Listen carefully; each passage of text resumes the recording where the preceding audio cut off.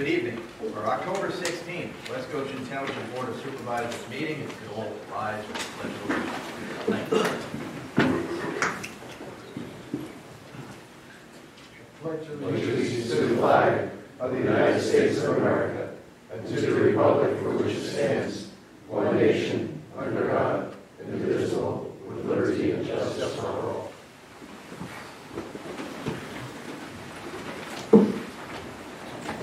Thank you, folks. It's good to see you as always. Just a chair announcement reminding you to silence all of your cell phones and any other devices that you may have. And also an announcement that you as audience members may be audio or video recorded. We are recording this meeting here, but you might be recorded by other private parties. This is a public meeting. That said, we're going to move to number 4 on the agenda, the reports for the month of September 2018. We will start with Chief Gleason, the police reports. Good evening, Chief. Good evening, Mr. Chairman. Thank you, ladies and gentlemen. Good evening. For the month of September, the West Goshen Police Department responded to 1,729 calls for service. We responded to 62 alarms, 4 of which were valid. We investigated 28 reportable motor vehicle accidents and 47 non-reportable motor vehicle accidents, and we logged 24,150 miles on our patrol vehicles. Among other locations, selective enforcement was active on Ellis Lane, Derry Lane, Parkside Avenue, Montgomery Avenue, Reed Hill Road, Rose Lane, and Westchester Pike. And our career development continued as I announced last month. Sergeant John Miss graduated September 14th from the FBI National Academy in Quantico, Virginia, the class of 273. Our emergency response team had their monthly training. Officer Boyle and Officer Story attended a Tech Ops, Tactical Operations course, and we continue with our emergency vehicle operations certification course. Every officer goes through that on a yearly basis. Our range instructors, we have 4 range instructors within the department, and they went through their recertification. Sergeant Peacock has been recently assigned to the detective unit to oversee that unit, so he went to an inter-county detective school. Our juvenile officers and crime prevention unit attended a symposium. Officer Edwards attended intelligence gathering, and our negotiators for the ERT team attended their monthly training, and 2 officers attended a medical marijuana workshop. There's, as I do normally every month, I put some documents in the back on the table free for anyone to take it, and I try and reiterate every year or every month that the readychesco.org and the Smart 911 are very critical to information being sent out through the Chester County 911 Center. And a case in point was last month when they had the tragedy at Bellingham Retirement. They were able to put out a geographical shelter in place, and they do it by radius, by cell phones, and by home phones that are registered. So this is the quickest and easiest way for anyone to get that information, no matter where they are. If they register for it, they get that information, and then they can pass it on to their family and so forth. In addition, Mr. Pielli, you had mentioned last month about the bogus phone calls and so forth. There's a document in the back that is pretty much self-explanatory that explains to people how they can freeze their own credit reports. And it doesn't cost anything, and it doesn't put any burden on your record, your report itself. So there's a document back there for folks to take for that information. And lastly, I'm proud to say that, as you can see, I'm not the most clean-shaven gentleman standing before you. The West Goshen Police Department and the Willistown Police Department have joined to raise money for 2 situations that are very close to our heart. The month of October, each officer has paid $100, and the union has matched that $100, and those monies will be donated to the Unite for Her Foundation, which is a foundation that helps women that are going through breast cancer. And that's in memory of our own Katie Sedlak. And for November, we are donating the funds that we raise, the other half of the funds, to the Sambuco Children's Education Fund. So we're teaming up with Willistown, sort of a little friendly competition. So, but come December 1st, you'll see me clean shaven again, because I'm not used to this. So, all right. So, and the West Goshen Police Department and the Willistown Police Department, I just received this today, are being awarded the 2018-2019 Unite for Her Community Partner Award.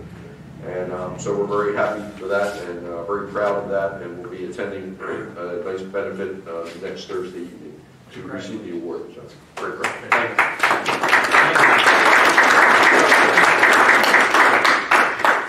you. Next report will be the Fire Marshal's report, including Goshen Fire Company and Good Fellowship Ambulance Company. It's presented by Fire Marshal Andrea Testa. Good evening.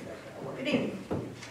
For the month of September, there were a total of 25 inspections, 6 commercial use and occupancy, 1 fire blocking, 3 sprinkler, 3 framing, 1 residential final, 3 fire alarm, 1 fire life safety, 2 fire extinguisher placement, and 5 underground fire lines. There were 6 fire calls, 4 automatic fire alarms, 1 house fire, and 1 smoke investigation. There was 1 fire call follow-up, 1 fire drill. I attended 1 meeting and went to 24 hours of training. The Westchester Fire Department had 19 calls for the month, and Good Fellowship Ambulance had 149 calls. Thank you very much. Next on the agenda is the building officials report presented by building official Mr. John Beswick. Good evening, John. Good evening. For the month of September, there was a total of 90 permits, 16 building, 23 electrical, 16 HVAC, 9 plumbing, 3 roofing, 4 zoning, and 12 use and occupancies, and 7 E&S. The estimated construction cost was $3,521,184.66, and the permit fees were $34,013.09. Thank you. Thank you, Mr. Beswick. Folks, that brings us to number 5, the Board of Supervisors announcements. I will start to my left with Ms. Lasota. Yes, the only thing that I'm going to mention tonight is there's going to be extra money for the township newsletter since we're not going to be making all 4 publications this year. We're just running out of time. Usually it's made on a quarterly basis. And a suggestion has been made to use some of that money as a way to get information out as to the developments for the sewer plan, all the positive things that are being going on for the sewer plan, as to the sewer rate increase, in order to notify the residents of what's going on. I've talked to staff and management about that, and they think it's a great idea. And I just want feedback from the board regarding that, what your thoughts are on using the money for the newsletter to get the information out as to the repairs that are going on at the sewer plant and as to the rate increase. Ms. Lasota, do you have, how much, what are we talking about, like how much money approximately? Usually it's about $10,000 a publication for the township newsletter. And we don't have anything budgeted or planned for anything like notifying about sewer rates or improvements as it is. So it sounds like it makes sense. Any comments? Sounds good. Yeah, I support the idea. I think it's important that people who weren't able to make it to the sewer authority meetings or to the last meeting for the board of supervisors have the ability to understand what has taken place to retrofit and upgrade the sewer plant. And the information will be written by the employees and staff. So, just let me know. Great. So do we do a motion and a second motion, Mr. Sanders? Or Yeah, I'm gonna make a motion. okay. Yep. Ms. Lasota, would you like to make that motion? I'd like to make a motion to repurpose the money for the township newsletter, the money that's going to be left over, to be used to get the information out to the residents as in regards to the sewer plant. I'll second. Are there any comments? Ms. Ward? Yeah, I just wonder why we don't use the phone system. You know, when trash day changes from a Monday to a Tuesday, say, why not use that system to alert of important meetings, say when we were discussing sewer rate increases, just so the residents get that via a phone call. You know, just a quick feedback from how I feel about that. I think that's a wonderful idea, but I think this also serves the purpose, which you know, obviously I don't agree on everything that's going on with the sewer authority, but I do agree on this. I think people should know about it as soon as possible.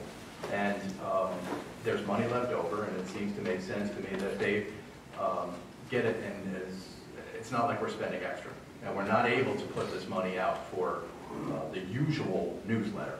So I think this is important that we can get this to all of our residents so they understand the reason and why and what the rates are going to be, so it doesn't come to a surprise to them in several months. So Right. I agree, but why not use the phone to do that? We could do that in addition, but I think the issue is... The borough of Westchester has a similar system. I think they actually have the same system we do. They would send out 2, 3, 4 messages a week, and they were finding that residents were tuning out. Well, they're not going to tune out. You may not, but other residents hang up on us when we're calling about a snowstorm coming. They're not going to, and the normal message should only be 30 seconds long. That's the max. 80% of people hang up after 15 seconds, or they just let it go to their answering machine. And we learned from the borough that their experience has not been good with constant barrage of messages, robocalls. And that's what they end up getting turned into is robocalls, which we don't want them to be morphed into. And for emergencies and trash collection. To make it worthwhile, it would have to go on Yes, too long. yes, So I like Mary's idea. yes. Very appropriate. I couldn't agree with you more. It doesn't bear out with Well, I actually would like to concur that I do think at times it would be helpful for us to be able to utilize the phone to get out a mass message. Obviously, we talked just now about the 911 alerts. If people are enrolled in that on a countywide basis, that's one thing, but it's also different to be able to reach out to our neighbors about issues that are happening. And if, for example, there was some type of major traffic issue or something happened with the pipeline, for us to be able to have that communication. But to your point, we don't want to be constantly contacting people because we're also making some improvements with respect to how we're going to communicate what's going on in the township, both from a paper as well as electronic basis, which would make it easier for people to stay involved and be more easily access the information they would need to stay informed. So it's a combination that we're, I think, still trying to work through with township management. Any other public comment? No. Okay, we have a motion. We have... Yes.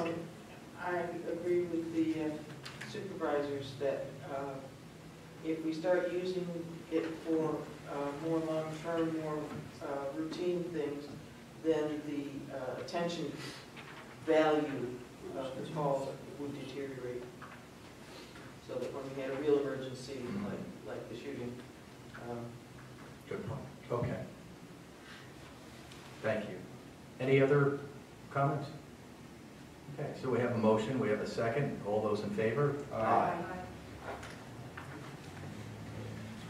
Mrs. Dunbar, any township announcements? We do not have any announcements this week. I do. In relation to item number 13 on the agenda, the Historical Resource Ordinance, I'd like to point out that the Historical Commission that the township currently has will meet on Thursday, the 25th of this month at 7 o'clock here in the building. And that the day before that, on Wednesday, Bruce Moudy at the Historical Commission is giving a lecture here at 7 o'clock in the building. And it should be quite interesting. So I'm done. Great. How many books has Bruce Moudy wrote? I mean, there's so many. Yes. Really. Really a fascinating history buff he is. Yeah. I have several brief announcements. I just want to reiterate what the chief said and congratulate Sergeant List. That Academy, the FBI Academy, is an honor, and we've had how many officers come through? Yes. That's just a tremendous amount for us. I wouldn't say we're small, but we are, as compared to many other police departments nationwide, to have 6 of our officers complete that, be accepted, number one, and complete it successfully is quite accomplishments. Thank you. Pass it on. Thank you. Jumping the gun a little bit here, but every year since I've been elected, I like to point out, we're not going to be able to do this in November because we'll pass it, but Veterans Day is coming up.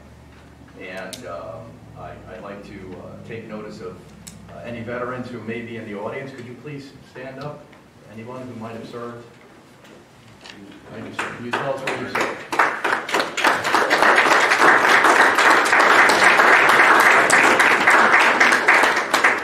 Chief, I think you were about to stand yourself. Were you? I was not. No? Okay. That was my one regret in life. Okay. I know Mr. Purnell, like myself, served in the Army. And Mr. Meekum, Air Force. in the Air Force. I served in the Army. I know our past board supervisor recently, Mr. Phil Corvo, served in the Army. In fact, he's a Bronze Star recipient in Vietnam. I say this every year because the current political climate sometimes can be very divisive. But when I served, my experience was meeting different people, different backgrounds. My roommate was about as red state as you could be. His name was McGee, and he was from Tennessee. And he used to say, you know, you're all right for a Yankee. We were so far apart politically and everything else, but I loved him and he loved me like a brother. And what we realized was we're Americans and we serve our country proudly.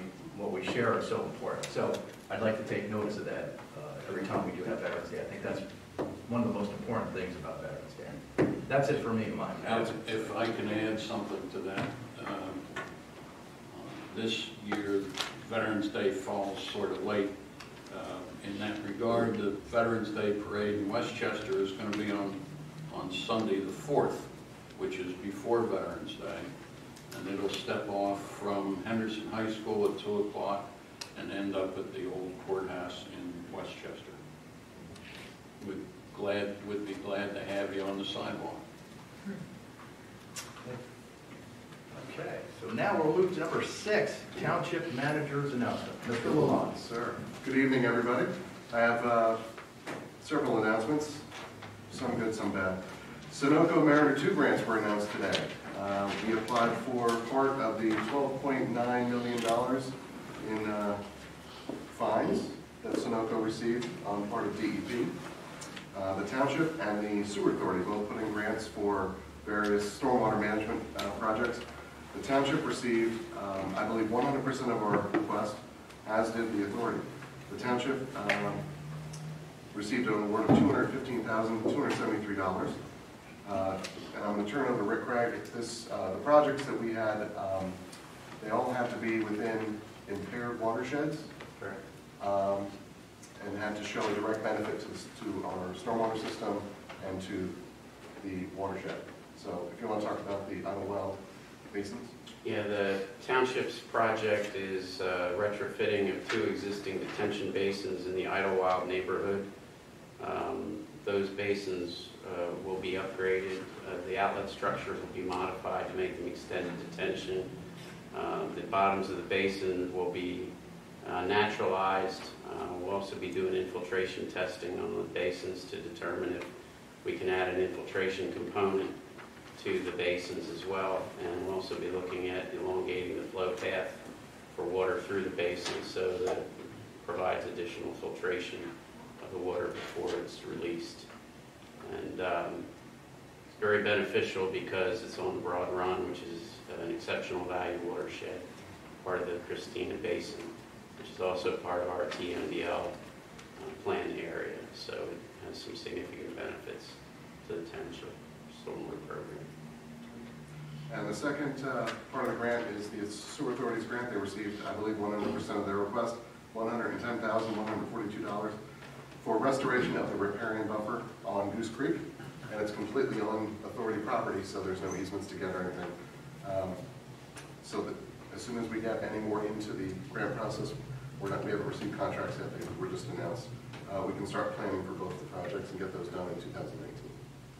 Very good. My second item, let's see. Now, 2 weekends ago, the strobe light at Camaro Run cell tower. Our gentlemen are here from Verizon to discuss what happened and the fix.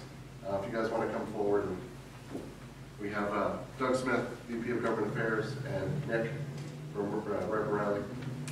So come on up and describe what happened, describe the fix. It was a very busy weekend with lots of complaints, as you can imagine. Sure, thank you. Thank you very much. I'm Doug Smith, Vice President, State Government Affairs for Verizon. Very happy to be here this evening. Nick Kinche from Riley Riper, Holland, Colorado. So, well, as you know, we put in a monopole to improve wireless signal and service here in West Goshen to benefit the residents and businesses. That monopole is located very close to Brandywine Airport. So the FAA requires a light on top of that monopole. We installed the light and immediately were contacted by residents and the local officials here that there was an issue with that light. So we contacted the FAA, we did some internal analysis. We had put the wrong light on. Oops. We got the FAA to give us a temporary reprieve to turn that light off. We ordered the proper light. That light was installed today as we speak.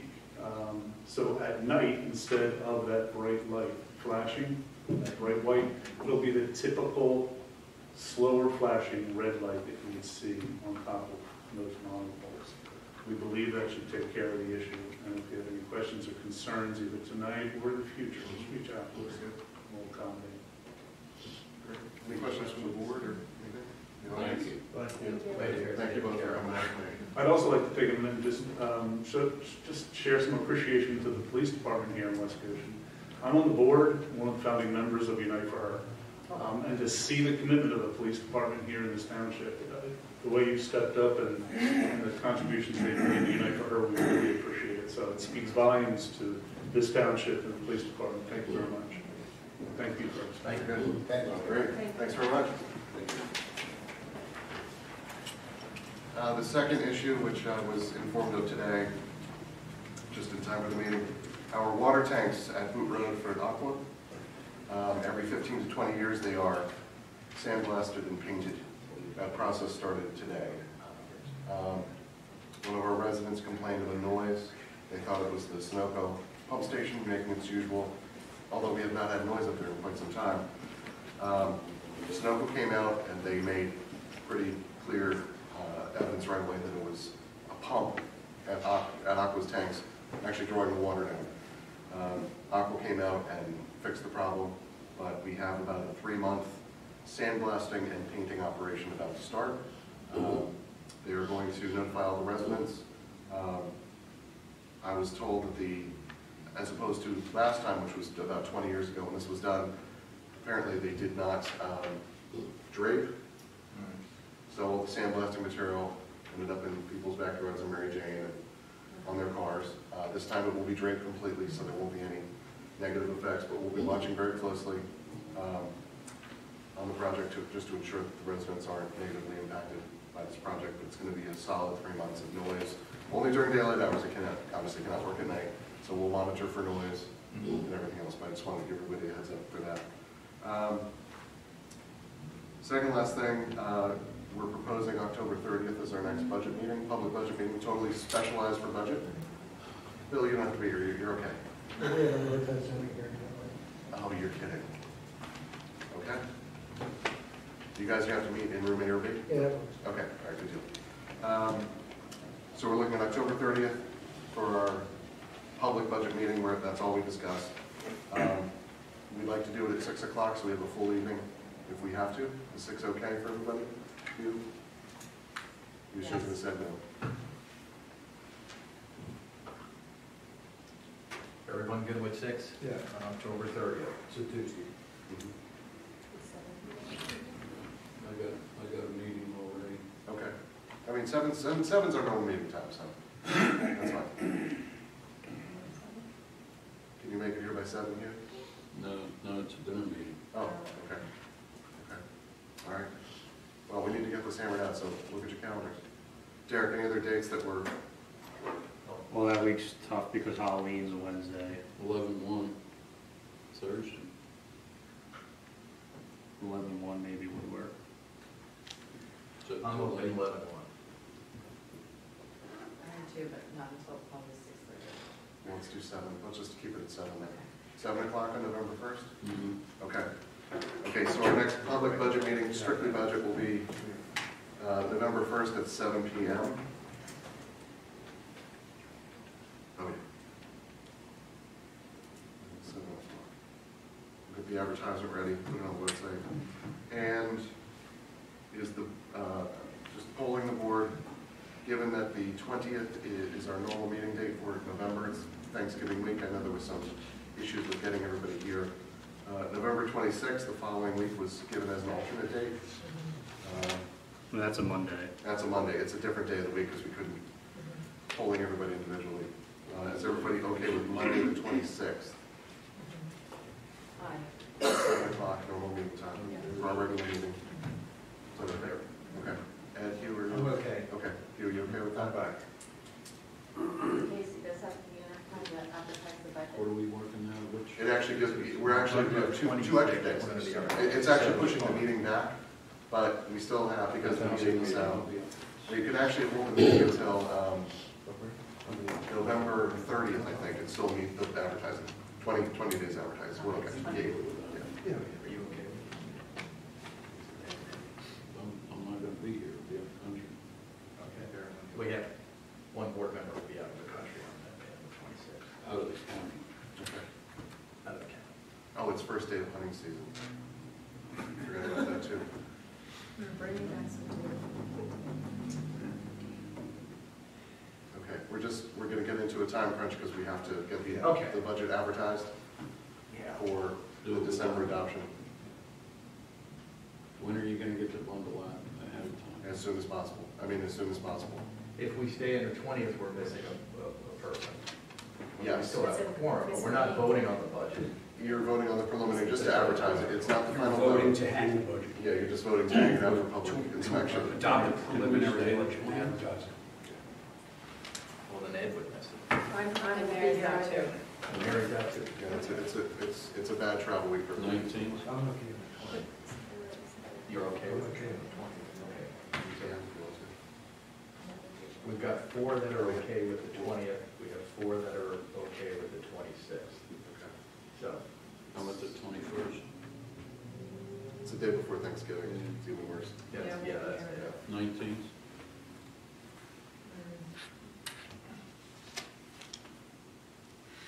don't have to spend money to re-advertise it, to keep it on the regularly scheduled date. We're missing a board member no matter what, so. But you're not gonna have it. Okay, so no matter how we cut it, someone's going to be missing, but we're just voting on the advertisement of the budget. Correct. Well, you're voting to advertise the preliminary budget. Right. And the next time you get together, you will be adopting the final budget. Correct. So, yeah.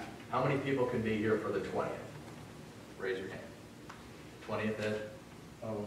So, November.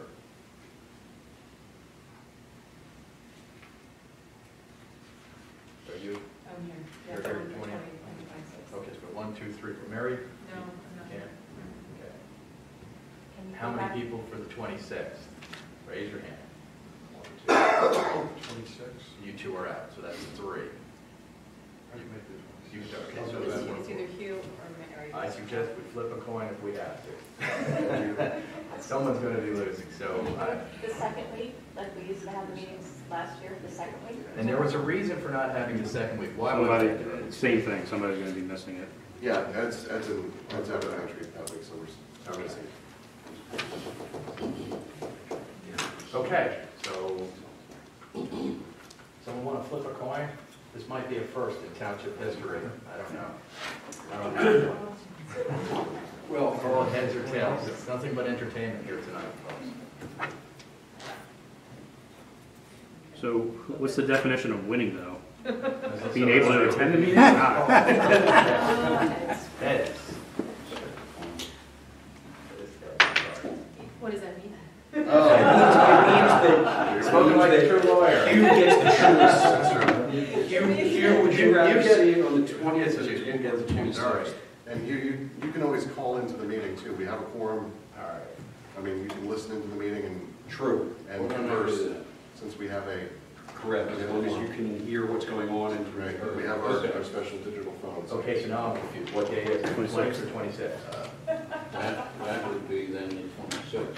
Okay, Okay, here we go, folks. November 26th, 26th, 7 p.m., which is a Monday. 7 With o'clock. that advertising. 7 o'clock. And that's what, Yeah. It's the weather's 26, Okay, number 7 is the Township Engineer Stormwater Announcements. Mr. Craig, any announcements on stormwater? I don't have anything further. And we're going to move to number 8, zoning officers' announcements with Mr. Bill Webb. Mr. Webb, how are you this evening? Good, Mr. Chairman, thank you very much. I have 2 things this evening. The zoning hearing board will be hearing a matter on October 30th here at 7 p.m. The matter is for 616 Green Avenue. We have a conforming use on a conforming lot with a non-conforming building. Basically, what it comes down to is that their house is 8 feet from the property line. The way the house was built 8 feet from the property line, so it's a non-conforming building, because our zoning ordinance requires 10 feet minimum and then 15 on the other side. So these folks want to build an addition onto their home. Basically, they're not going to extend any closer to the property line, they're just matching the existing home. It's an additional 74 square feet property or of addition, and because they're a non-conforming building, they have to go to the zoning hearing board for relief because under the non-conformities in our ordinance it requires them to do so. So that's what the zoning hearing board is. They're just granting them whether they can have the 2 feet from the additional 2 feet removed from the zoning ordinance. So I need to know if the board wishes to take a position on that application. Mr. Sanders, any insight into that? The solicitor has a strong suggestion, recommendation that the board not take a position on this. With that. Maybe the most innocuous application I've ever heard. Very, very much. Thank you. The second thing, we all know it's political season, and when political season comes, so do the phone calls about political signs. Interestingly enough, I attended a meeting with Casey and Derek today at the managers meeting, and it was someone from the ACLU spoke about this very topic. Last week, we received some phone calls, so I had spoken with Casey. We amended the ordinance, and the amendment is in front of you, and that is in red with what I want to change the language in the zoning ordinance to say. Basically, the gist of my changes say that we're protecting political speech under the First Amendment of the United States. Well, I'll just read the whole thing to you. A political sign is defined as a type of off-site sign on which there is displayed the name of a candidate for public office. Here's the new part added to that.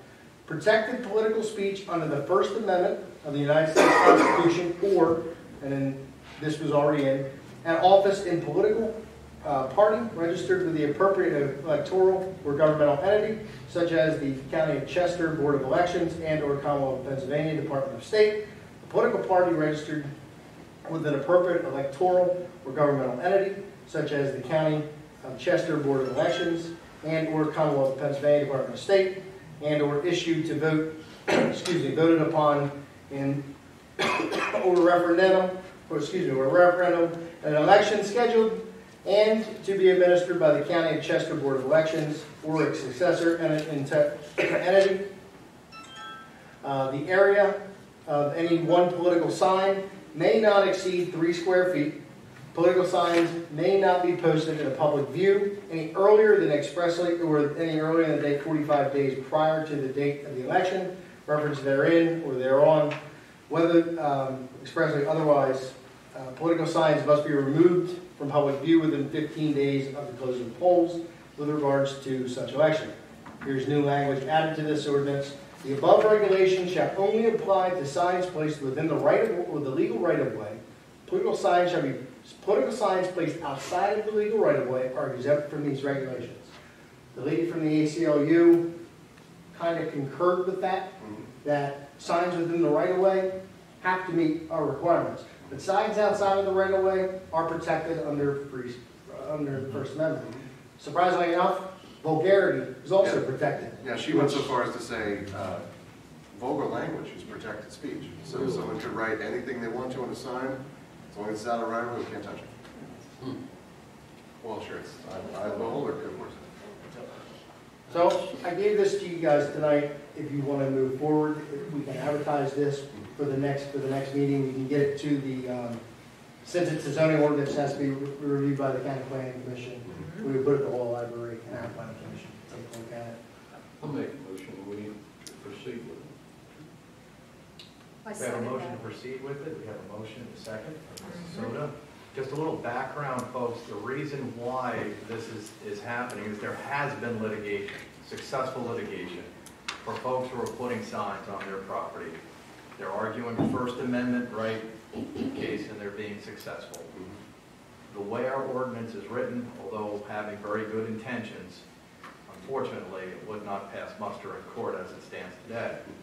So rather than open up the township for any potential liability, we figured we should look into this. Also, why have an ordinance that we can't enforce? Because we have people who are very upset and they're calling and they're saying, your ordinance says take it down, but you guys aren't doing anything. And the reason why we're not doing anything is because we don't want to be sued down the road. So this is the first step. So we have a motion, we have a second. Do we have any public comment? Yes, sir. So is there a difference between vulgarity and obscenity? That's a question for the Supreme Court. Right. Not even the Supreme Court knows the answer to that. Right. Yeah. And it's very porous. Mary, what's that case where, you know, I know it when I see it? Yeah. That's kind of The obscenity case. Non-subjective, Yeah. yeah. Yep. It's a real gray area. Yep. It really is. Yes, Kevin? What's the definition of right of way? So we have, every street in this township has a public right-of-way. And I have, if you wish to know what your street, that right-of-way is, I have a file in my office that lists every street in the municipality and the road and the legal right-of-way for that street. Right of way is From the center of the margin on either side of the actual paved street. Yes. Does it Yes. differ for every street? It does. It's 33 feet, 50 feet, depends when the road was ordained. We have some older roads that are relatively narrow. PennDOT, 50 feet, 75 feet, depends. I mean, further down 202, it's Oh, God. even more. It's 100 feet. Yeah. So you have that in your office? I do. that, I can check, require- I can check the street. Okay. And to be fair, the complaints that we had received about the political signs, the one on Boot and Green Hill, and the one on North Hills, Goshen Road, I went out and measured both of those, and they were both out of the right of way. That's all I have. Are there any regulations with respect to size and background illumination? Size and background illumination. It's a good question. Background illumination would affect the lighting, basically, to adjacent neighbors. It seemed as though from the conversation that she had, we could not restrict that outside of the right of way. However, we do have a light ordinance. Right, we'd have a light in ordinance. play. Correct. Size? We couldn't Yeah, restrict we the have size. our nuisance ordinance, absolutely. In the right of way, we can restrict the size. But outside the right of way, there's no restriction. Yes, sir. So is there a difference between a political sign for an election and an advertisement type of thing? That's another good question, because that's a commercial use. I don't know if that falls under the free speech. It's protected, but not as much as political speech. Right. Yeah. Commercial speech is a little different. So, and how about sign ordinance then? I'm sorry? How about sign ordinance? We do have a sign ordinance that deals with commercial signs. We actually have an ordinance that says you're not allowed an off-site temporary business. Right. So really those signs that people put out that we buy homes or mattress sale, those are not legal signs. Now, if someone puts it in their yard, I have no right to go on their yard if it's in the right of way, unless it's in the right of way. We put it back, Well, yeah, I mean, if they put it back on their own private property, it also depends what it says. They can't be advertising an off-premises product, or else it's an off-premises advertising sign or a billboard, and that comes under our ordinance, and that can't put that on certain property. If it states a political viewpoint, it can be determined to be political speech, then it has more leeway to remain. This all came about a few years ago. The board, a few years ago, after the presidential election, we had Democrats complain about the Trump signs that were still up, and Republicans were complaining about the Hate Has No Home signs, brought it to the board. The board gave us direction that it's protected. We're going to not move, we're not going to take any action. Now we've now put it into writing to move forward with that. We have a stance because we never memorialized it in an ordinance previously. Any other public comment? Okay, so we have a motion, we have a second. All those in favor? Aye. Aye. Thank you. So what we're authorizing, by the way, should be a little clarification, is we're going to be authorizing our solicitor to put this in an ordinance form and to advertise it as required by the law. November 26th. Yes. The 26th. Okay. Item 9 on the agenda, approval of the Board of Supervisors meeting minutes of September 20th, 2018.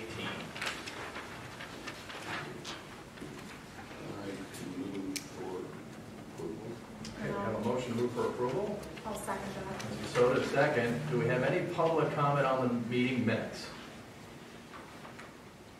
Okay, all those in favor? Aye. Number 10, approval of the treasurer's report dated September 30th, 2018 for the general fund, the sewer revenue fund, the waste and recycling fund, and the capital reserve fund, and the bills to be paid from these funds. I'll look at that and I move for approval. We have a motion from Mr. Pertecca. We have a second from Mr. Meekum. Do we have any public comment? Ms. Ward. I'm unable to find the September Treasurer's Report online. I may be overlooking it, but because I don't see it readily available, would someone mind just reading the balances of those funds? Mr. LeBlanc? I posted those on Friday morning, so. All right, yeah, they might be there. Okay. It could be posted on their meeting agenda. Yeah, I look at it. Okay. General fund, you just want the final tally? Yes. Okay. $15,105,300.31.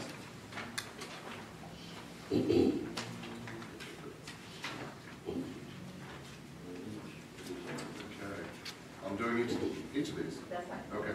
Liggett investment, you want everything? Oh, no, just like the. Or just sewer fund, okay. Thank you. Capital reserve fund. Balance $2,974,792.74.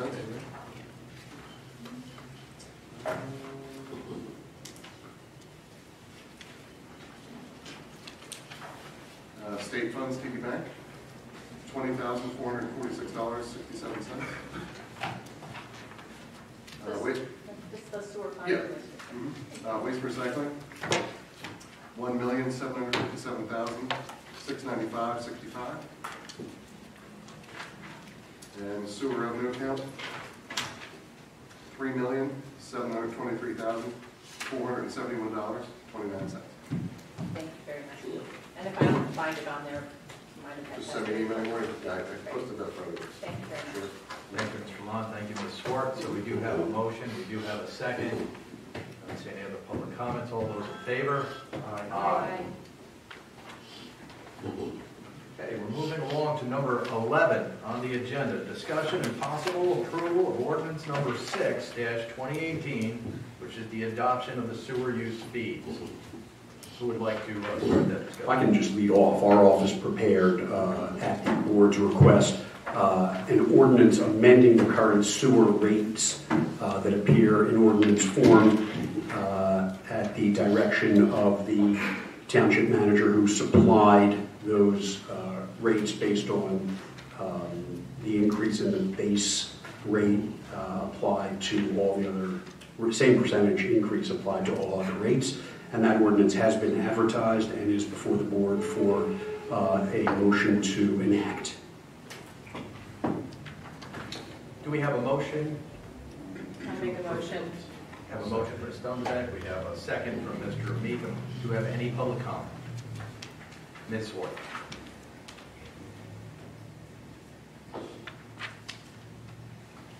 Thank you, Ms. Ward. I forgot to ask people to come up to the podium today. Good thing. I kind of like that, but I have a few things. Forgive me, I was, woke up this morning in Salt Lake City and got an Uber ride home at 20 to 6 this evening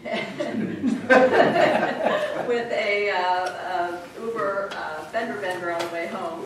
So I'm not as prepared as sometimes I like to think I am, which I'm usually not anyway. But anyway, I would really like to see the board just hold off and approve whatever rates you're going to approve with the November budget meeting, because I believe that going through the budget, I'm hoping that there are cost savings, that we might be able to use those cost savings as a way to reduce what we're asking the residents to,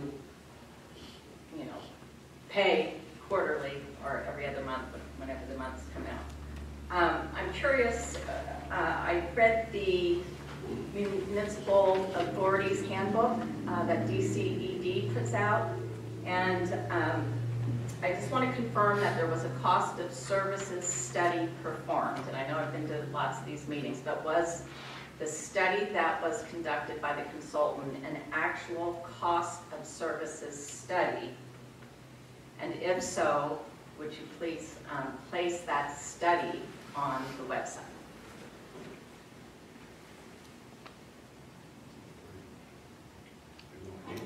If that document is in the possession of the township, it may be subject to disclosure under right to know request, but I don't even know if that document is in the possession of the township and therefore would not be an agency record.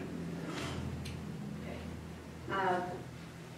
It's my understanding from reading from this municipality's handbook that the PUC does not have jurisdiction over an increase in sewer rates when the municipal authority is an operating authority. So because this is a leaseback authority and it's our board that is actually approving or setting the rates, that these rates may fall under PUC jurisdiction. And that information is taken from the DCED handbook. And if there is a challenge to these rates and PUC does have oversight, or they look to see if they have jurisdiction, they will look to see if there was an actual cost of services study performed, and the board would need to know whether that study was performed on a cash needs basis or a utility approach. And these are just a few questions that I gleaned from reading the Municipal Authorities Handbook put out by DCED.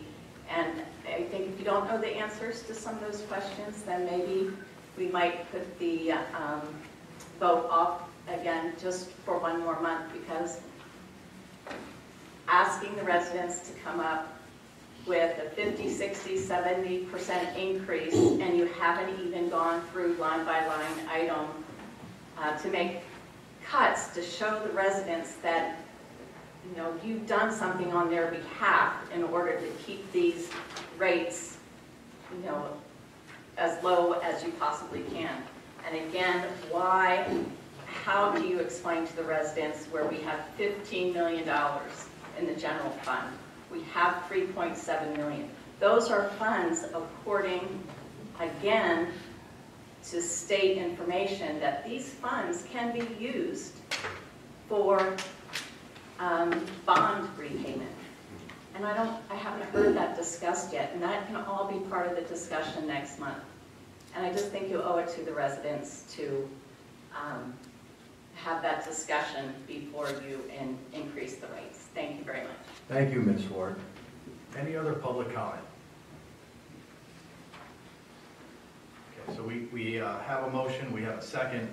I think most folks know that I would not in agreement with this, but I would urge the board to look into those things that Ms. Swart mentioned. I think that's not a bad idea, considering that we do have some funds laying around. Also, I've mentioned it several times. I know Mr. Purnell has mentioned it also. We do this for our sewer, our trash fees.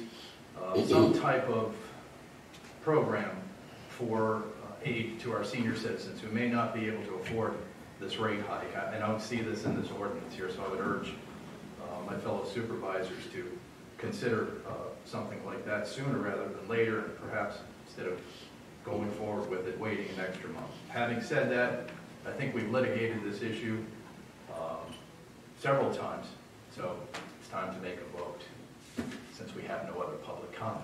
So, all those in favor? Well, I have a question. Sure. Mr. Sander,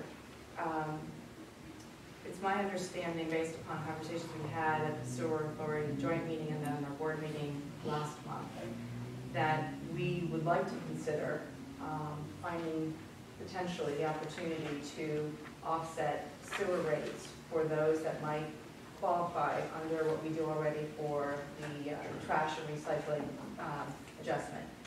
And I don't know whether you've taken the time yet or you've had the time yet to look into that. So the question I have is, I see this specifically as an analysis and the work that was done here was specifically related to the amount of increase that the Sewer Authority has projected based upon their experience in managing the sewer plant as the basis for the increased costs for anticipated increases in chemicals and additional operational items that they would need year after year. So my concern is I don't know if that requires that we have an ordinance specifically to identify the offset. At this point in time, I don't think even a month from now we would be able to make that decision because there's quite a fair amount of work that needs to be done to analyze what our options are and then to come up with some kind of adjustment. So I'm asking you basically to help clarify, can we move forward with the ordinance and then consider the other issues related to either working with general funds to make some adjustments or alternatively to help make some discounts or allow for discounts for those who are in need? Yes. You can move forward with the ordinance. It's been advertised in its current form, and you can enact it, and thereby 5 days from now it becomes effective. And if you want to pursue what you just outlined, you may do that, and it would require the drafting of another ordinance amending the current ordinance or the ordinance that may be enacted to provide for that discount or set off. So that's how you would proceed.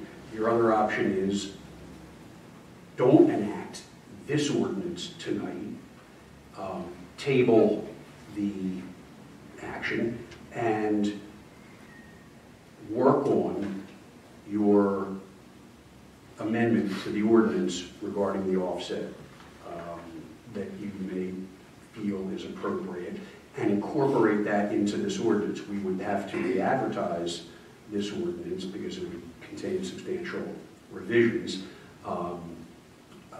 but that is an option that you have. So it's either enact and amend later, or don't enact, amend the draft, and then enact the ordinance once it's amended and re-advertised. Excuse me, so I understand it, is there a third option of having a separate third ordinance at a later date that would then do the thing? That's the first option.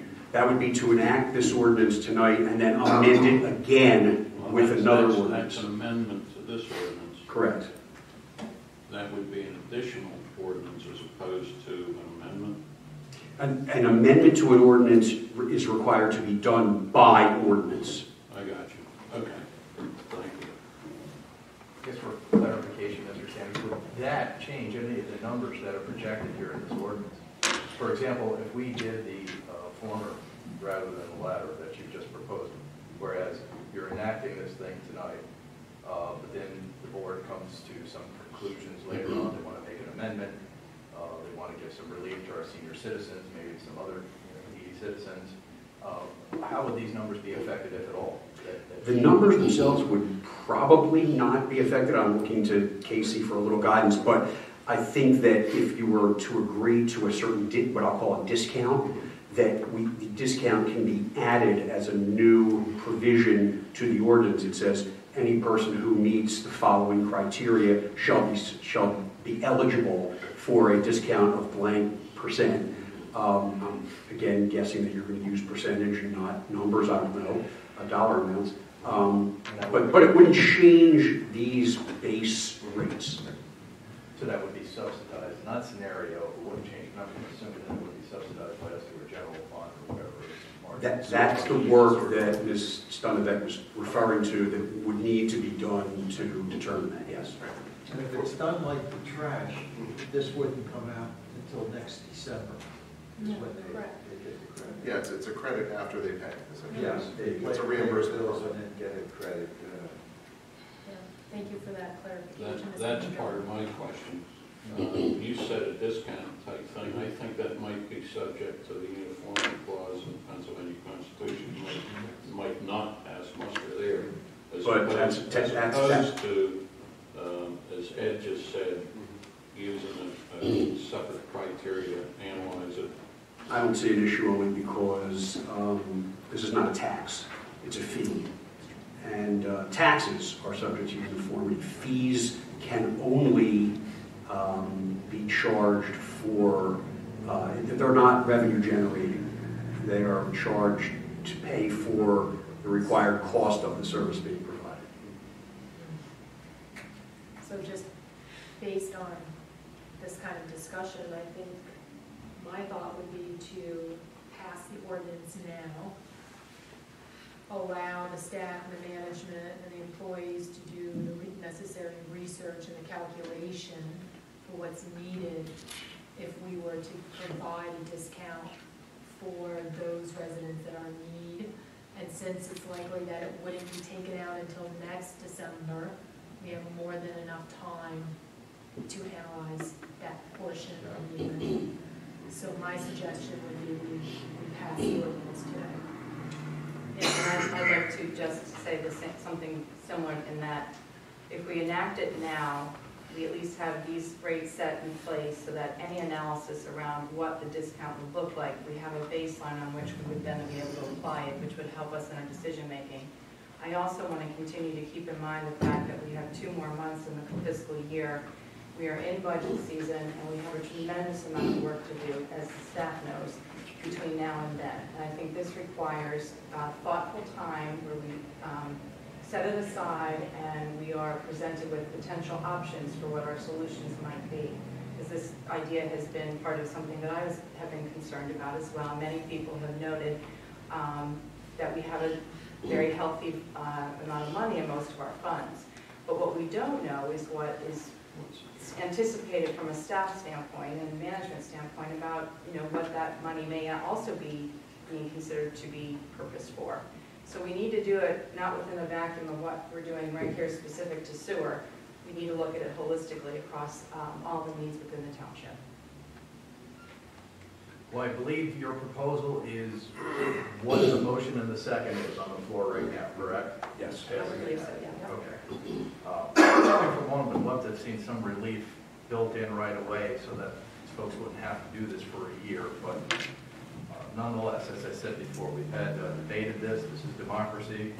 The board, the majority has ruled. I think it's time to vote and it's time to go forward. Dr. White. Just one quick question. Just to clarify, will this be for the structure for the third option, the 97 for 2 years and then the 105 for My understanding is this is going right to the 105. Yeah, it's going to the first floor. Quarter. Right. Ms. Swart, I'll give you 2 minutes. Okay, Because you that's had- fine. I can give you a little bit of break. No, I don't even need that. 3.5 before. I just want to make sure that the board knows that the township does have a operating reserve policy for the general fund. That is 25% of the annual tax revenues. No. It's 25% of the overall fund. Okay. It's not tax revenues, it's nothing. Okay, so It can't 20. go below 25%. Okay, so of the overall budget. 25%. So but our policy is to have approximately $3.5 to $4 million in operating reserves. We're sitting on $15 million. This is money that these elderly people or these people that can't afford it in the first place have already paid in taxes. I just don't understand why we're not using this money. This money is available for such purposes. Why are we going to the residents for this huge increase? We have $20 million in all these accounts. We're not a private business for profit. This is a government, and we have policies, and we have far exceeded the policy of 25% in the operating reserve. So I'll leave it at that. Thank you. Thank you very much, Ms. Swart. Any other public comment? Okay, so we have a motion and we have a second to the motion. All those in favor? Aye. Aye. All those against? Nay. So the ordinance passes 4-1. Next item on the agenda, number 12, discussion of proposed fireworks ordinance amendment and authorization to proceed with adoption process. I think Mr. Sanders will be the first to speak to it. As the board knows, the state legislature has enacted a new fireworks law that defines consumer fireworks and display fireworks, and it expands the ability to purchase and sell consumer fireworks as defined in the Commonwealth. And all municipalities have been scrambling in the last 6 months or so to amend their zoning ordinances to define the applicable terms and to provide for the sale of consumer fireworks within their municipalities. In this case, with advice from the township manager and the zoning officer, we have drafted an ordinance that provides for the sale of consumer fireworks in the multi-purpose district by conditional use. So if somebody wants to set up shop in that district, they've got to come before you for a conditional use approval that they meet all of the requirements. And the ordinance adds those requirements that must be met in order for someone to set up shop. So we recommend that the ordinance be authorized tonight to advertise for enactment, for a public hearing, because it is a zoning ordinance amendment, a public hearing on November 26th. Okay, do we have a motion accordingly? I make the motion. Ms. Duntebeck, do we have a second? Yes. Mr. Purnell, any public discussion on this? Any public comment? Okay, all those in favor? Aye. Next item on the agenda, number 14, discussion and possible approval of township's investment policy statement for the township's pension plans. I suppose that would be Mr. Is that number 14 or did I skip? I skipped number 13. Better not. Oh, yeah, that's right. You know, I got Who's going to be more shut? on it too. Sorry, my apologies. Mr. Purnell. Discussion, very important, something that Mr.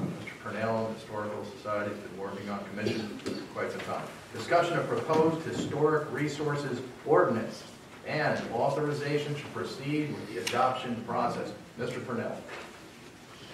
I'd like to move that we proceed with that. Okay, do we have a second? I second. Okay. Can I Have some further comment? Absolutely, please. I would like to have some time with the solicitor and the historical commission itself, sometime set aside to spend, I don't know, maybe an hour or two, and allowing him to have some feeling for how the commission itself feels. Obviously, that would be a public meeting, would need advertising, I would guess. I don't know, or Yes, is it would. or is that Yep. Under executive? No, that's Okay. not going to qualify. Do you think that this could be done before the end of the year? It would be great. I would like to have it done before the end of the year. Mr. Sanders, do you think this possibly could be passed? Certainly. I'm Well, like- that meeting can certainly be held by the end of the year, and if decisions are made, we could, well, in order to draft an ordinance and advertise it, we would need board approval. So if the meeting could occur and the draft of the ordinance could be done before the November 26th meeting, you could authorize it to be advertised for your December meeting. Can you cut that into your deer season? Mr. Cornell, what township employees would you see involved in this historic ordinance? I don't know if possible, Bill, but Definitely the zoning officer and probably township Perhaps manager. or Mr. assistant Webb could manager. also attend the meeting, if it's a public meeting. oh yeah, For well, that's what I'm feedback. saying. Yeah. That he is the way to do My concern, I share your concern too, is we've lost several They lost two in the last couple of months, or Yeah. last several months, in this year. There's nothing we can do about it unless we get this ordinance passed through. So, what historical resources that we have, and the historic commission is well aware of, and we'd like to protect them sooner rather than later. So, I'm all for moving this along, whatever you suggest as far as that. But I believe the motion, as it stands, can still be voted on. And I see we have The motion is to move the process forward, which would, to me would imply drafting the ordinance and getting it to you for review, not authorizing it for advertisement yet because the form and substance have not been approved. So it would be to draft the ordinance and submit it to the Board of Supervisors for review. Well, we could actually start that process on the 25th. This next Thursday, the 25th of October. That's the advertised historical commission meeting. And you were asking for the attendance of the township solicitor at that meeting also. I am not available on the 25th. However, Rebecca Geiser of our office, who you've met, who helped me prepare the memorandum, will probably be available. All right, I will check and see if she's available. Okay. Well, good. 10:25. I'm looking at my schedule right now. And Mr. Sanders, we need to authorize that since that's a Yes. solicitor? Yes, that would be a separate motion. Okay, so we'll make two motions then. Well, let's take care of one first and then make a I'm first. looking at first. Okay. How about Ken Winters going? You're not Yeah, going to Ken's going. No, He always comes to the the historic. 25th, You're okay? You're okay? Okay, great. All right. So let's proceed on the original motion. We did have a motion and a second. Any public comment? No. Okay, all those in favor? Aye. We'll have a second motion for the board to authorize Mr. Sanders, our solicitor, to attend the October 25th, or someone from his office, associate, Correct. to help proceed with this adoption process. Do I have a motion? All motion. So Ms. Lasota, Mr. Purnell, a second. Any public comment on that, folks? No? Okay. All those in favor? Aye. And what time is that on the 25th? 7 o'clock. 7 o'clock. I will let Casey know as soon as possible whether we can get somebody there yet. Thank you. Thank you. Next, folks, is discussion. Number 14, discussion and possible approval of Township's investment policy statement for the Township's pension plan. Yes, this is essentially a housekeeping item. The township has had an investment policy statement which essentially lays the groundwork for how the township's 3 pensions are invested. We're currently 100% invested with Vanguard Fund, incredibly low fees, good returns. So they have had an investment policy statement here for about 20 years. The Township Pension Committee was established in about 1998. So this is an update.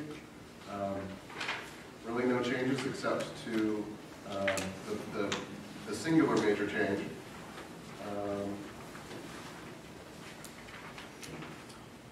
Page 9 of the policy statement, on the advice of Vanguard, Jim Morgan is our representative. We've always had a normal allocation of about 5% of cash, which we put into a money market. The way our pensions are invested, we recommended going to zero because there is no real value for that money, and that money can't be invested, so we're getting no return on that 5%. So he's recommending going down to 0% for cash, and an update of the signature page. That was the only other major change. That's it. I think we expanded a little bit too, Casey, on the foreign investments. On foreign investments? Yeah, that is true. I think we the percentage on that a little bit. I attended the meeting, but just was there as an observer. Yeah, it looks like they bumped up the foreign. I can honestly say from my perspective that I'd suggest we do adopt this as the policy. I'll take that as a motion. Do we have a second? Second. Ms. Purnell has a second. Any public comment, folks? It's just requesting what the cash would be invested in what? The distribution of the other investments? Yeah, because proportionate. that 5% would be distributed equally per the other allocations. Bonds, whatever. Yes, correct, exactly. Yes, Ms. Stowe. So presumably then, you don't draw on the cash, ever, it just is sitting there, you It's, don't have checks to write? over the past, since the Great Recession, we've kept it down. The allocation was between 0 and 5% for the old IPS. We usually kept it around 2%, but there is no logical reason to have 2% sitting in cash, because it's not doing anything. Interest rates have been crazy low. You don't spend No, 2%. absolutely not. There's nobody that you overtime and benefits to or No, whatever? no, and whenever we do have pension payments due, we use Bryn Mawr Trust as the payer. We don't pay directly from Vanguard to our pensioners. They liquidate uniformly across the pension money. We don't just draw that in cash, so it really serves no purpose anymore, truly. And we're losing that 2 to 5% of opportunity to make money. Or lose money as the case may be. Yeah, yes. But lately, no. Any other public comment? Okay, so we have a motion, we have a second to the motion. All those in favor? Aye. Next item on the agenda, discussion and possible approval of Resolution 19-2018, approving the 2018 state aid allocation for the township's police, administration, and roads and sewer employees' pension plans. Mr. Lalonde. Yes. On an annual basis, the township receives state aid for our pensions per Act 205 of 1984, known as the Municipal Pension Plan Funding and Recovery Act. It authorizes the Board of Supervisors to distribute funds received from the Commonwealth for general municipal pension system state aid between West Goshen Township's 3 municipal pension plans. And what I do annually is read the allocations. The Administrative and Roads Pension Plan, the 2018 actuarial funding requirement being $399,015, shall receive $278,974.34 of the Commonwealth allocation. Excuse me. Sorry. The Sewer Pension Plan, the 2018 actuarial funding requirement being $144,055, shall receive $100,717.14. And finally, the Police Pension Plan, the 2000 actuarial funding requirement being $307,836, shall receive $215,225.86. Thank you, Mr. Blunt. Do we have a motion to approve? I would like to make that motion that we adopt. And I'll second that. Okay, so we have Mr. Purnell and a second from Mr. Beacom. Do we have any public comment? Ms. Swart.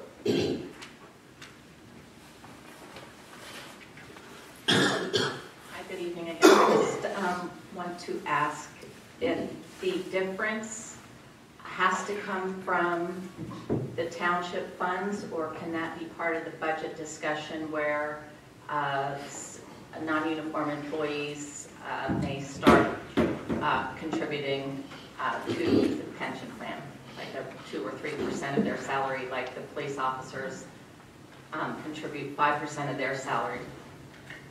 Does passing this ordinance still leave that in a resolution? Does it still leave that possibility open for discussion for next year's budget?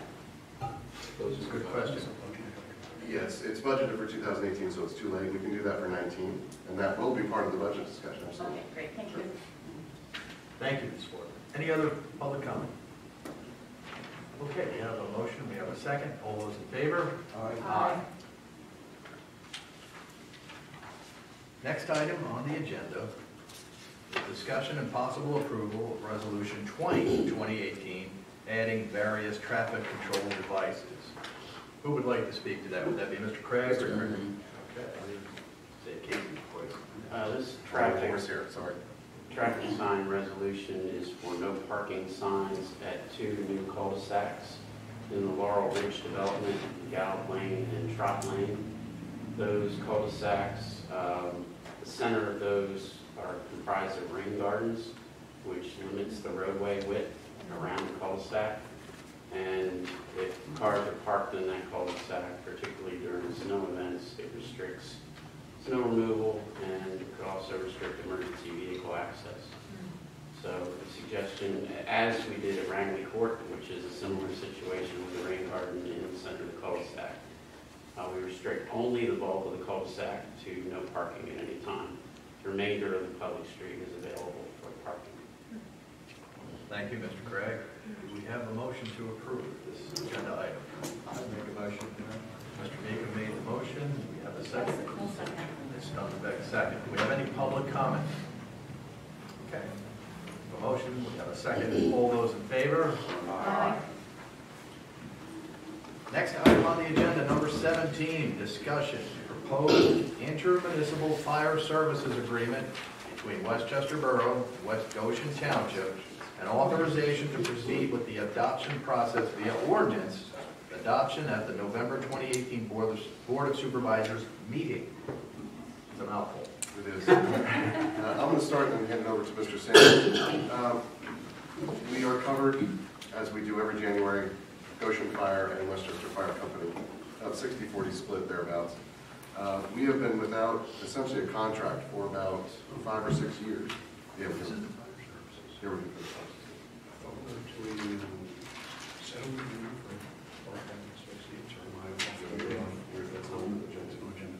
Proceed.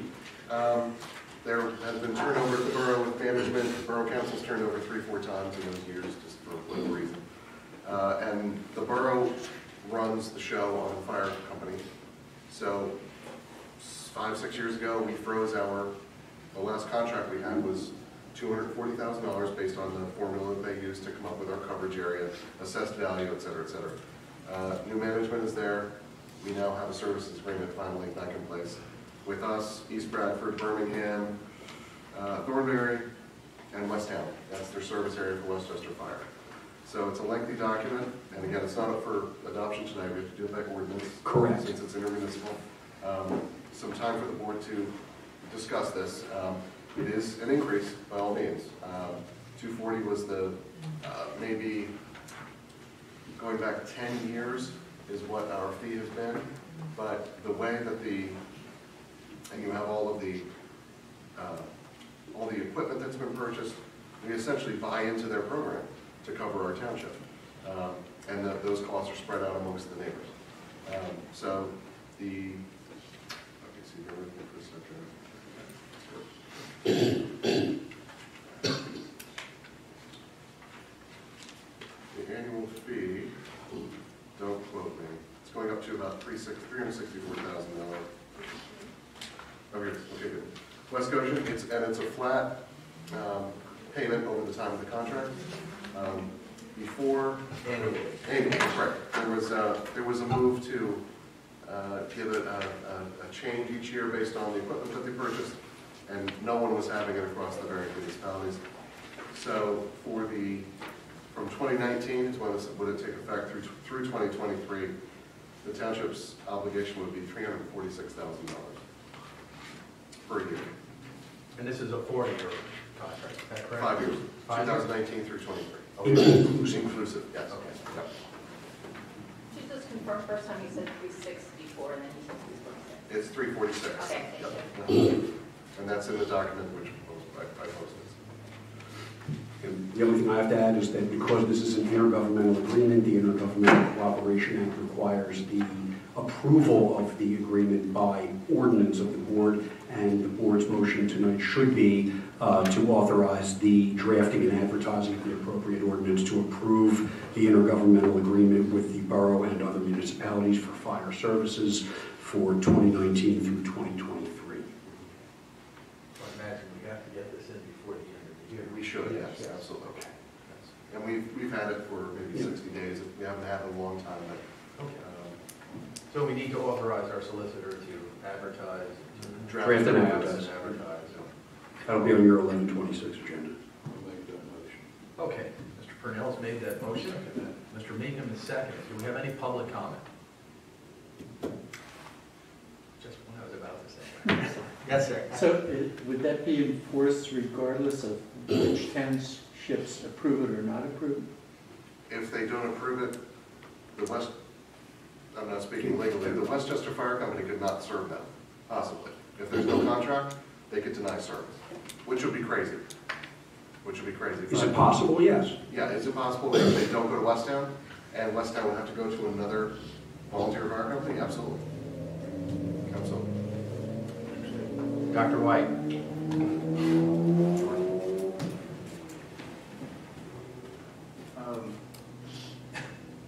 No, 4 years ago, I think it's 14, there was, in case you might know about this, there was some discussion, actually a big disagreement.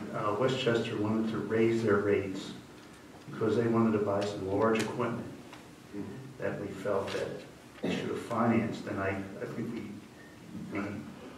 got over that.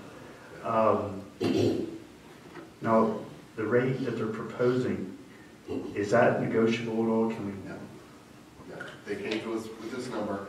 It's based on our percentage population. Our assessed value in West Goshen is like $1.8 billion. And I don't want to get off on a tangent here, but guys, the cost of us starting our own fire company, I'm not trying to minimize the cost here. It's an increase. But 4 years ago, I convinced, at the time, Matt Cotter, in charge of the borough,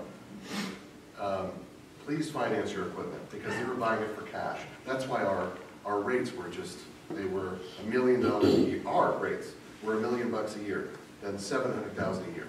Finance the stuff with a bond, they did that, that's why it's $346. Because we're going to be paying off this equipment for 20 years. And that's, Hugh, you know this best. Life expectancy is 20 years. I think we're better off with this kind of contract. The ladder truck, for example, the price on a ladder truck has gone from $750,000 or $800,000 10 years ago to approaching $2 million. Yeah. And think of all the high rises and all the federal regulations now and the state regulations that have come down on the fire departments or owners. We're getting a heck of a bargain. And Westchester, again, is 100% volunteer. And all three companies are 100% certified under the state. That's something that most fire companies, volunteer fire companies, can't say. In addition, FAME is the rescue company of the three companies in the borough, is certified on the major task force. For example, it went down to the Gulf Coast. They went to the first big one they went to was 9/11 in New York. They're high-rise certified and major collapse certified. You have in the department, in the borough's department, you have extraordinary talent and training. People don't understand it, but how good they are. They think they're a paid department, and they're not. chiefs get a stipend, but it doesn't cover near. I know I was captain, and I figured out, just responding to calls and stuff, I spent about $4,000 a year of my own money in mileage and in buying wax for the trucks, just that sort of stuff. And that's the attitude that pervades the whole department. So my comment is we're getting the bargain. So we also pay Goshen about $350 a year? No, 126. 126. Yeah, and they have that spring increase in 11 months. Support the fair. Yes, exactly. Go to the fair and buy lots of donuts. That's why our rates are up. Exactly. Okay, I believe we have a motion and we have a second. Any other public comment? All those in favor? Aye. Okay, we're moving on to number 18, discussion and possible approval of settlement agreement on a tax appeal for Park Valley Associates at 1157 Phoenixville Pike, Westchester, Pennsylvania. This is a you see them all the time, a tax assessment appeal. A resident or owner of property in the township believes that the assessment on their property is too high. They file an appeal with the court, it's litigated, and most often these are settled. This one was settled. The township is a party to all of these because the township is a taxing authority to which the owners of property pay taxes, along with the school district and county. The school district is the entity that stands to lose by many times over the most money if an assessment is reduced. So the township, instead of throwing good money after bad, usually lets the school district do the legwork, and if it's necessary to litigate. If it's necessary to settle, then settle. In this case, the school district agreed to a settlement. We are being asked this evening to approve that settlement. This is property owned by Park Valley Associates, located at 1157 Phoenixville Pike. And the net loss to the township as a result of the settlement has been calculated by the esteemed township manager to be $32.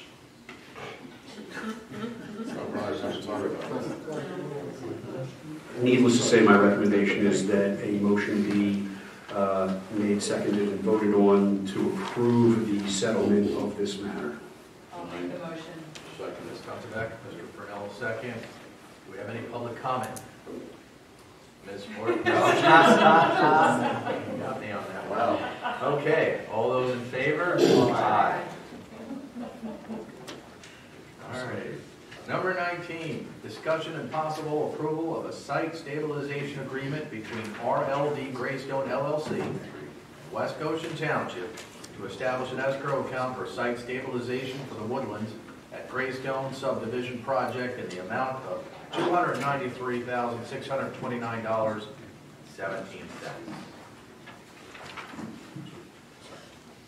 I'm sorry, I don't know, that's not where we were talking. As part of the Woodlands at Greystone project, the developer has agreed, and we're talking worst case scenario here, we enter a great recession of depression, etc. They go belly up. We have a wide open site there now. They've provided a check over $293,629. And that has been reviewed by Carroll Engineering as the number that would be made available to us to button up the site, stabilize the site, and Rick, you can. Yeah, that would be ENS I controls reviewed it put in, as etc. well, and yeah, it's ENS controls and site stabilization. If they go bankrupt and they abandon the site, we would pay a contractor with these funds. It will be held in escrow until the end of the project, just in case. And it would secure the site. And would secure the site. Okay, any public comment? Well, let me take a motion. I'll make the motion. Mr. Second, Mr. Meekin will second. Is there any public comment? Dr. White. Rick, can you just explain site stabilization again? Right now, there's a significant portion of the site that's disturbed. trees have been uprooted, there's no grass, it's dirt.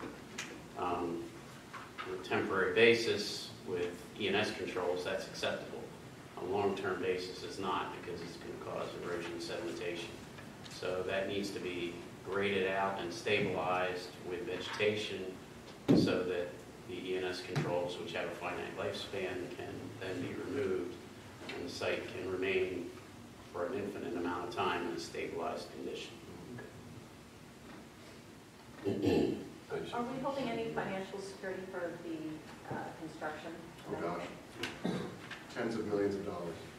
We are? We are. Will be, I think, $15 million. Yeah, it's $15 million. It will be. When that gets finalized, $15 million. Thank you. Any other public comment? We have a motion, we have a second. All those in favor? Aye. Next item on the agenda is number 20, possible approval of natural de-icing liquid bid for bids open on October 9th, 2018. We were an early adopter of beet juice as an additive to our brine and to our salt.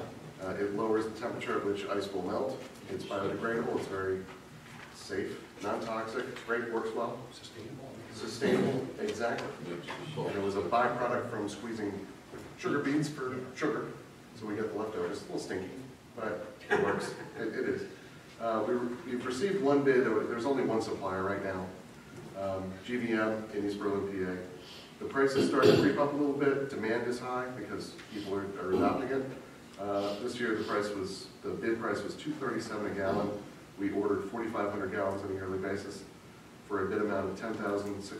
We're recommending approval. Make a motion, we approve. Mr. Purnell's made a motion, do we have a second? Second that. Mr. Meekins made a second, do we have any public comment? All those in favor? Aye. Number 21 on the agenda is authorization for solicitor to begin the draft of the shade tree emission ordinance.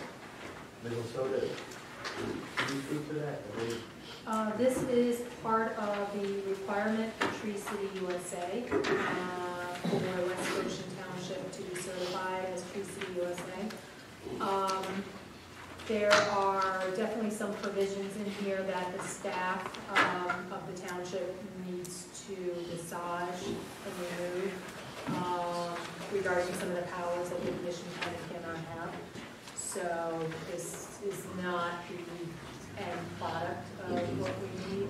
But we do, in order to get Tree City certified, we need to pass this ordinance and have a commission appointed, I believe, by the end of the year. I understand you've already got some potential recruits for that commission. Yes, and I do believe I shared the list and their qualifications with the Board of Supervisors 2 or 3 weeks ago. So, We have a motion. Let me ask what exactly, we had draft ordinance, but it clearly needs revision. So we're not going to advertise that ordinance, but I think the authorization would be for our office to work with Casey and possibly Supervisor Lasoda to finalize an ordinance and then advertise that version for November 26th. Great. I'll make the motion. And Ms. Lasoda, we need this done by the end of the year, correct? Correct. Okay, so it's a priority along with, I'd like to see it. We have a motion. I said I'll make the motion to proceed with that. Thank you, Mr. thank Purnell. you. No, second. We have a second from Ms. Duntebeck. Do we have any public comment? Great. Okay, all those in favor? Aye. Okay, folks, last but not least is our number 22 item, public comment. Anybody like to make a public comment, sir?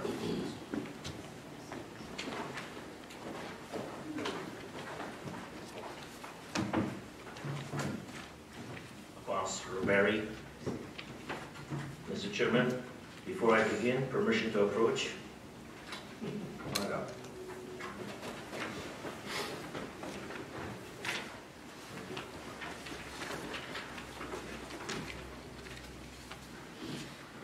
Mr. Chairman, last meeting, Mr. Purnell and your distinguished solicitor objected that I don't have to stand in the dead letter as a taxpayer of Commonwealth and taxpayer for the township authorized me to speak on their behalf. My interaction with this township has been so far nothing but atrocious, both with respect to your employees and your police department. I think it would benefit this board if somebody like me comes across and points out these inadequacies, as opposed to making it difficult. It should be listened to. Maybe you can correct this so somebody else doesn't become a victim. In old days in this country, we had Jim Crow laws. Jim Crow laws basically was directed towards certain people, restrict their ability to speak in public format, or do laws that restrict their civil right.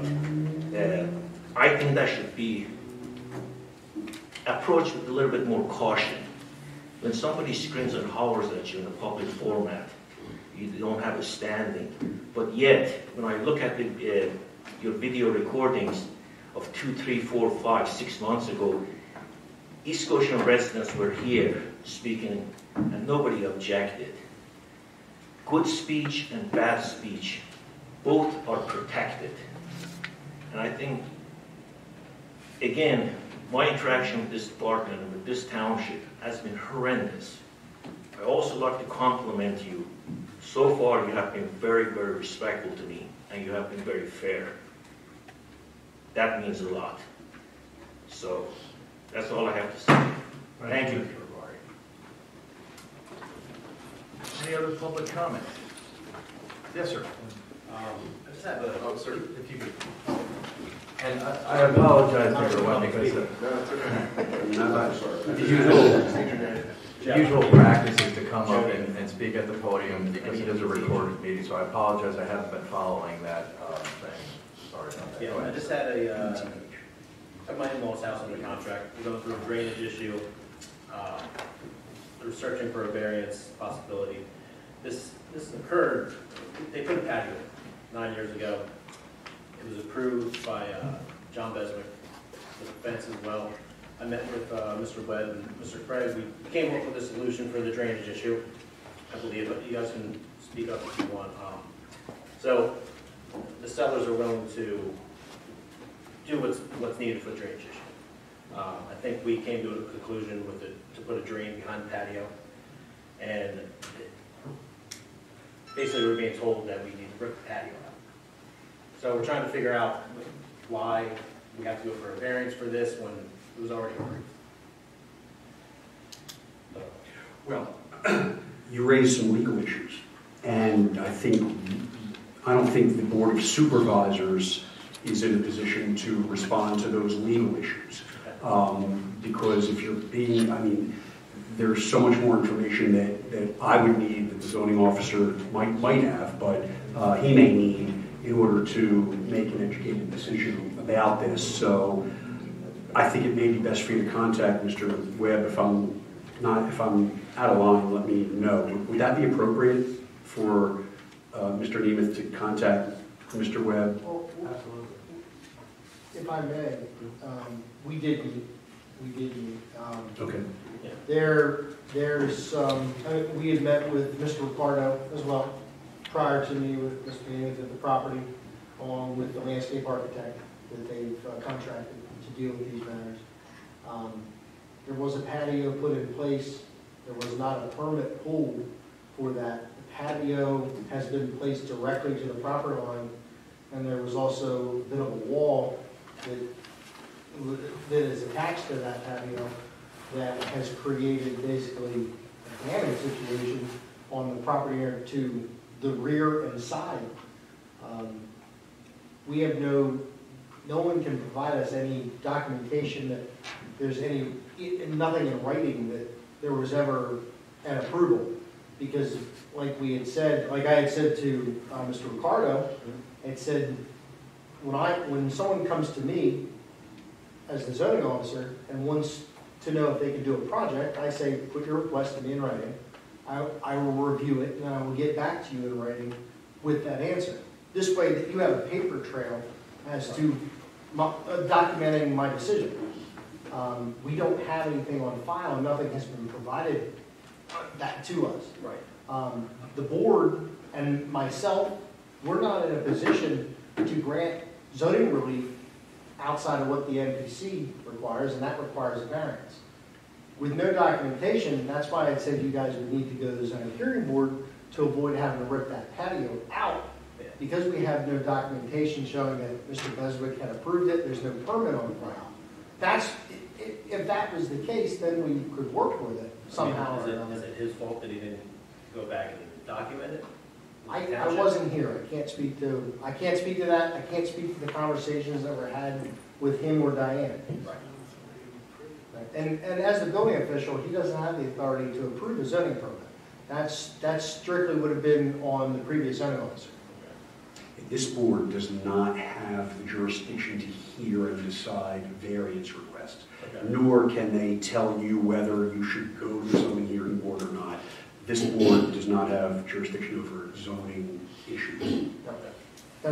Joe, I don't want to put you, we can actually talk off, because we've missed the opportunity to have a zoning hearing in October if they decided to go that route, because we didn't get the paperwork.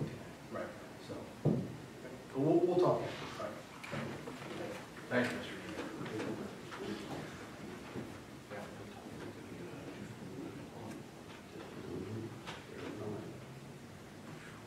Any other public comment? Ms. Ford.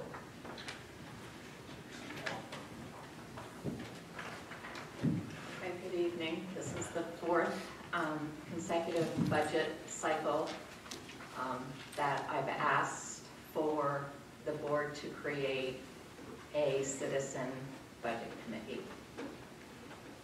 So for the fourth time, I just think it would be so wise. You just mentioned earlier how much work you have to do over the next month or two. And a lot of that work should be done by a committee of citizens that would have input on the budget. And I know it was very important to Mr. Purnell, the Historical Commission we formed as soon as he was elected. It was very important to Ms. Lasota, the Shade Tree Commission, and all those things seem to happen very quickly. And here, this citizen has been asking for 4 years for the board to create a citizen budget committee. And all the boards in the past have failed. So I'm asking this board once again to create a citizens budget committee. Thank you. Thank you, Ms. Ford. Do we have any other public comment? I just have a quick question. The subdivision of Laurel Ridge, was the landscape plan finished? Has the landscaping been installed? For the landscape? For the approved plan? Yes. All right. Folks, I want to entertain a motion to adjourn, but first I want to thank everyone for coming out tonight. We will be having subsequent budget meetings. We do ask for your participation.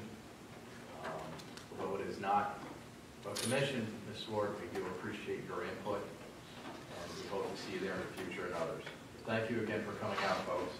Entertain a motion for adjournment. Mr. Purnell, Mr. Meekum, meeting adjourned. Thank you. Have a good evening.